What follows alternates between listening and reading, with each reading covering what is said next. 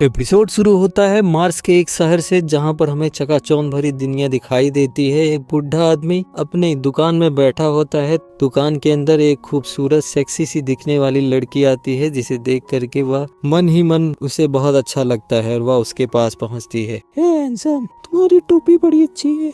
आपकी तो सब कुछ मुझे अच्छी लग रही है। एक सिगार उठाती है जिसे वो जलाता है। अचानक बाहर से कुछ लोगों की आहट सुनाई देती है, जिसे वह देखकर समझ जाती है। अपने बैग से सामान निकालती है। बाहर उन लोगों के पास गन्स होती है। लड़ाई का पहला नियम जानते हो क्या है?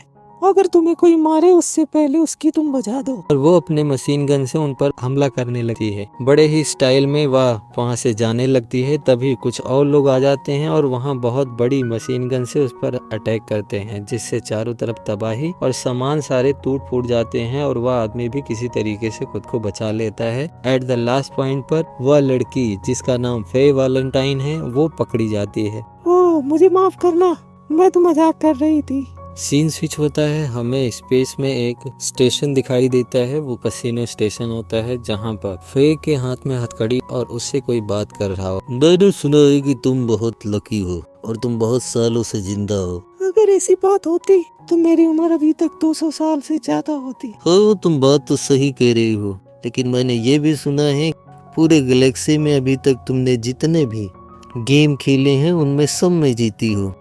हो सकता है कि ये एक कोइंसिडेंट हो, या मैं वैसे ही खेल में बहुत माहिर हूँ। मुझे तो नहीं लगता। वह अपना हाथ उसके टांगों के बीच में डालता है और वहाँ से एक कार्ड निकालता है। मुझे पता है कि तुम ये सारी चीजें कैसे करती हो। अब ये तुम्हारे ऊपर है कि तुम मेरे साथ डील करने वाली हो या पुलिस के साथ। सीन स्विच होता है। मार्स के ऊपर एक कैसीनो दिखाई देता है और उसकी लिफ्ट में स्पाइक और जेट जाते हुए दिखाई देते हैं। ये सब मेरी समझ से बाहर है। तुम्हें नहीं पता, लेकिन एक बात तुम हमेशा ध्यान में रखोगी। चार्ली ने कहा था कि अगर तुम्हारे पास हाथ है तभी तुम हाथ धो सकते हो। इसका मतलब अगर तुम्हारे पास पैसे हैं तभी तुम पैसे बना सकते हो। मुझे नहीं पता कि उसके कहने का क्या मतलब है, लेकिन मैं ये जानता हूँ कि वो सीधा कह रहा था कि बस सोचो मत, कर डालो।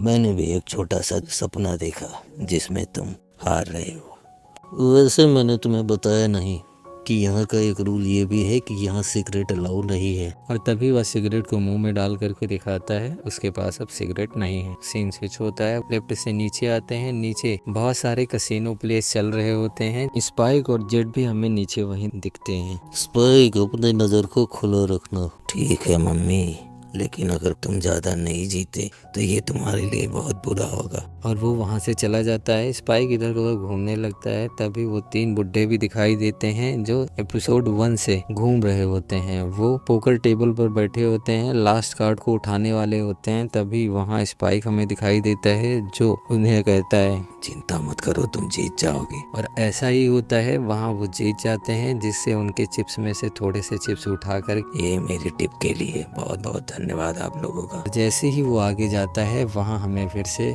फे दिखाई देती है, जो एक टेबल पर सर्व कर रही होती है। वहाँ बहुत सारे लोग बैठे होते हैं। स्पाइक थिएटर से होते हुए वहाँ पहुँच जाता है। अगर आप बुरा न माने तो क्या मैं भी खेल सकता हूँ? जिससे फे थोड़ी सी सतर्क हो जाती है और इसे समझ में आता है कि ये वही आदमी है जिसके बारे में चर्चा चल रही थी। वह अपना पैसा वहाँ लगाता है। फे कार्ड को बांटती है। गेम में बिल्कुल इंटरेस्ट नहीं लगाता, केवल फे को देख रहा होता है। नई चाल में वो लोग हार जाते हैं। तभी फे को फ्लैशबैक आता है। वहाँ तुम्हारे टेबल पर काली जैकेट वाला आदमी आएगा और तुम्हें कुछ नहीं करना, केवल उसी को जिताना है। और जब वो सब कुछ जीत जाए तो लास्ट में उससे सब कुछ ले लेना। इससे क्या होने वाला है? ये हमारे प्लान का हिस्सा है।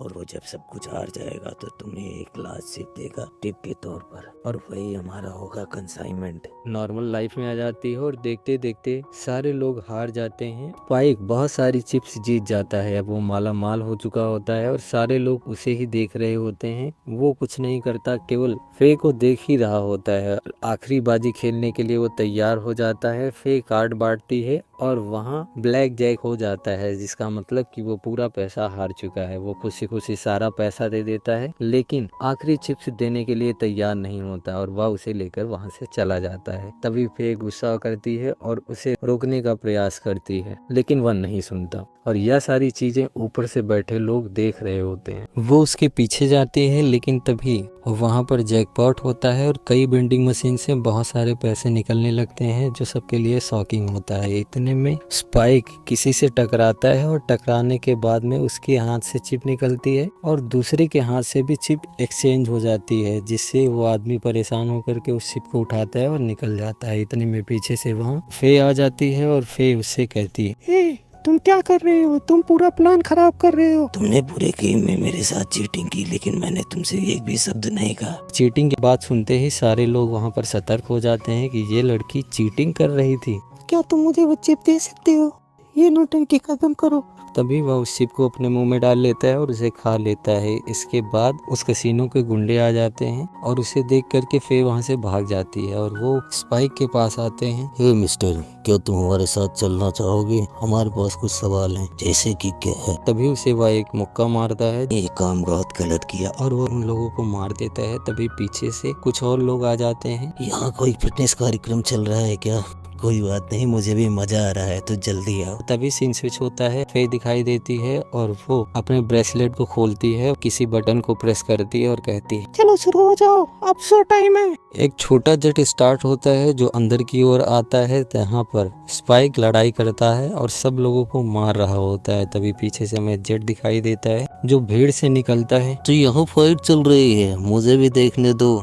स्पाइक, तुम ऐसे कैसे फंस सकते हो? और इतने में वो जेट बाहर आ जाता है, जिसे देखकर सब लोग हैरान होते हैं। फे खुश हो जाती है और वह उसकी तरफ भाग कर जाती है। वो उसके अंदर बैठ जाती है और तभी स्पाइक और जेट आपस में मिलते हुए दिखाई देते हैं। जेट, हमें यहाँ से भागना होगा। मैंने तुमसे बताया था कि मैं बहुत ज्यादा जीतने वाला हूँ, तुम ये सब क्या कर रहे हो? अभी बात करने का समय नहीं है, पहले यहाँ से भागो। वो लोग वहाँ से भागते हैं। तभी फे जहाज में बैठ करके उसे मैनुअल करती है और उससे मिसाइल फायर करती है, जिससे बिल्डिंग का आगे का हिस्सा निकल जाता है और वहाँ से वो भागने की कोशिश करती है। तभी गलती से जेट और स्पाइक भी उसकी जहाज पर आकर के चिपक जाते हैं, जिससे वो डर जाती है और चिल्लाती है। सीन फिर से स्विच होता है। उस कैसीनो के बॉस का चेम्बर दिखाई देता है, जहाँ दूसरे वाले आदमी को पकड़ लेते हैं और चिप उनके पास नहीं होती, जिससे वो गुस्सा हो जाते हैं और कहते हैं कि अगर वो चिप पुलिस के हाथ में लग जाएगी तो हम पूरी तरीके से बर्बाद हो जाएंगे, तो कुछ भी करो, किसी तरह से उसे ढूंढ कर ले आओ। और वह उस आदमी को मार देते हैं। तभी उस चिप का क्रिएशन दिखाई देता है और उसी के साथ फिर से सीन स्विच होता है। हमें बाहर आसमान में बहुत सारे जहाज दिखाई देते हैं। हमें बेबाब का सीन दिखाई देता है, जहाँ पर स्पाइक फे को टॉयलेट में पकड़ के रखते हैं और उसकी जहाज भी हमें वहीं दिखाई देती है और वो आपस में बात करते हैं। वो कुत्ता भी आ जाता है, उसे सूंघता है। तुम्हारा दिमाग खराब है, तुम मुझे ऐसे यहाँ पकड़ कर नहीं रख सकते। वैसे जेट, तुम्हें कितने का नुकसान हुआ है? 2 लाख का। तुम लोग जितना हारे हो उससे ज्यादा मेरा नुकसान हुआ है। मुझे वो चिप चाहिए, नहीं तो मेरे ऊपर इतना कर्जा होगा जितना तुम सोच भी नहीं सकते। वो इतनी ज्यादा कीमती थी जिसे तुमने खा लिया। और वो उस चिप को निकालता है और उसे पकड़ा देता है। वैसे इस चिप की वास्तविक कीमत कितनी हो सकती है? क्या तुम मुझे बता सकती हो? इतना कि जितना तुम सोच भी नहीं सकते। तभी वो लोग उसे बंद करके वहाँ चले जाते हैं। वो बहुत चिल्लाती है, उसे वापस आने के लिए कहती, लेकिन कोई उसकी बात को सुनता ही नहीं। उन लोगों के जाने के बाद वो अपने पॉकेट से कुछ सामान निकालती है। तभी हमें लिविंग रूम दिखाई देता है। जेट उस चिप को चेक कर रहा होता है। इसके अंदर एक चिप है, मुझे पता है ये चिप है। नहीं बेवकूफ, ये वो वाली चिप नहीं है, इसके अंदर एक माइक्रो चिप है। जिससे वो शॉक हो जाता है और तभी वो टीवी ऑन करता है, जहां बिग शॉट आ रहा होता है। जेट को उस शिप की और कुछ जानकारी मिल जाती है, जिससे उसे बुलाता है, लेकिन बिग शॉट में फे को दिखाई देता है, जिसके ऊपर 6 मिलियन का इनाम होता है, जिससे वो लोग शॉक हो जाते हैं। अभी हमें फे दिखाई देती है, जो अपने कैम से गॉर्डन को कॉल करती है। हे गॉर्डन, मैं वहाँ से भागी नहीं थी और मुझे वहाँ से पकड़ के लाया गया है। मुझे तुम पर विश्वास है। अभी बताओ तुम कहाँ हो? मैं एक पुराने फिशिंग जेट पर हूँ, लेकिन हाँ ध्यान रखना यहाँ तुम जल्दी आओ, क्योंकि उनके पास वो चिप ही है। तभी वहाँ कनेक्शन खराब होता है और उनके बीच की बातें बंद हो जाती है। टॉयलेट का गेट खुलता है। कमीनो, अब तुम्हें क्या चाहिए मुझसे? अब थोड़ा सा प्लान में चेंज है। मैंने सोचा कि इतने खूबसूरत लड़के को यहाँ बंद करना अच्छी बात नहीं है। तो तुम्हें मुझसे अब क्या चाहिए? तुम मुझे गलत समझ रही हो। मैंने सोचा क्यों ना तुम्हारे साथ अच्छा बर्ताव किया जाए और यहाँ से निकाला जाए। तो तुम लोगों का प्लान क्या है? तुमने हमारा बहुत नुकसान किया है, इसीलिए हम तुम्हें यहाँ से निकाल कर सीधा पुलिस स्टेशन ले जाएंगे। पुलिस स्टेशन क्यों? तुम्हारे ऊपर 6 मिलियन की बाउंटी है। 6 मिलियन की? किसने लगाई? वह उन लोगों से भीख मांगती है कि उन्हें पुलिस के अलावा कहीं भी ले जाए, लेकिन वो लोग उसकी बात नहीं सुनते हैं। उधार को चुकाने की कोशिश करते हैं क्योंकि वो भी अभी बड़ी कंगाली में चल रहे हैं। किसी तरीके से उन्होंने 2 लाख का इंतजाम किया जो उसके चक्कर में निकल गया। उसकी बात नहीं सुनते, लेकिन वह उसे बहुत सारी बातें बताती है कि वह प्यार ढूंढ रही है, वो एक जगह पर रह नहीं सकती। इस तरीके की बहुत सारी बातें करती है, अजीब तरीके से आवाज करती है, लेकिन कोई फर्क नहीं पड़ता। वो लोग वहाँ से निकल जाते हैं। तभी वह उनसे एक हाथ खोलने के लिए कहती है, जिससे जेट मान जाता है और उसका एक हाथ खोल देता है। सीन चेंज होता है और वहाँ पर स्पाइक और जेट पुलिस स्टेशन जाते हुए दिखाई देते हैं और उनमें आपस में बात चल रही होती है कि सपने में जो दिखा था वो सही होने वाला है, हम मालामाल होने वाले हैं। तभी उनका जेट रुक जाता है और वो लोग बाहर देखते हैं तो किसी ने उनका जेट जाम कर दिया होता है। उन पर मैसेज आता है और वो गॉर्डन होता है और वो उनसे कहता है कि मैं तुम लोगों को नहीं जानता, लेकिन तुम्हारे पास मेरी एक छोटी सी चिप है, उसे वापस कर दो, वो किसी काम की नहीं है। लेकिन जेट उससे बताता है कि मुझे पता है कि वो चिप कौन सी है,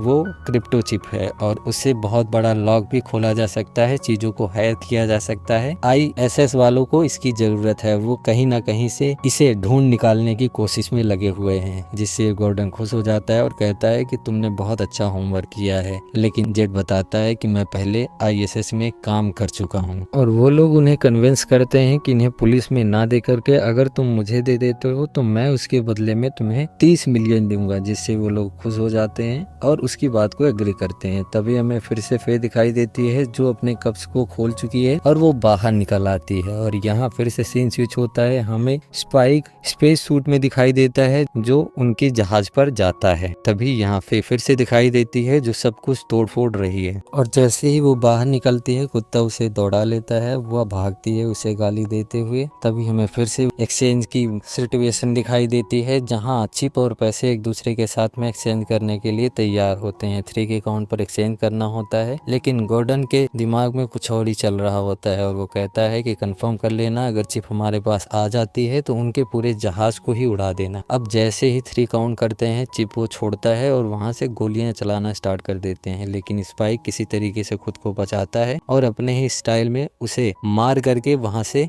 आगे भेज देता है और चिप उसके हाथ में होती है, पैसा भी उसके सामने होता है। बाकी सारे लोग बहुत परेशान होते हैं कि उनका प्लान फेल हो गया। इतने में हमें वहाँ फिर से फे दिखाई देती है, हे हैंडसम, और वो एक दूसरे को देखते हैं। तभी वो पैसे लेकर के वहां से जाने लगती है। गॉर्डन उसे रोकने की कोशिश करता है, उस पर अटैक करवाता है, लेकिन अटैक फेल, वो आगे निकल जाती है। तभी वह अपनी सारी मिसाइल छोड़ने के लिए कहता है, करते भी ऐसा है, सारी मिसाइल छोड़ दी जाती है। जैसे ही उसके जेट के पास पहुंचने वाली होती है वो उन्हें डिफ्लेक्ट कर देती है और निकल जाती है। बाय डिफॉल्ट एक मिसाइल उसके शिप पर आकर के लगती है, जिससे उसका शिप तबाह हो जाता है। स्पाइक फिर से अपने शिप पर आ जाता है, सीन स्विच होती है, हमें स्पाइक और जेट दिखाई देता है जो बात कर रहे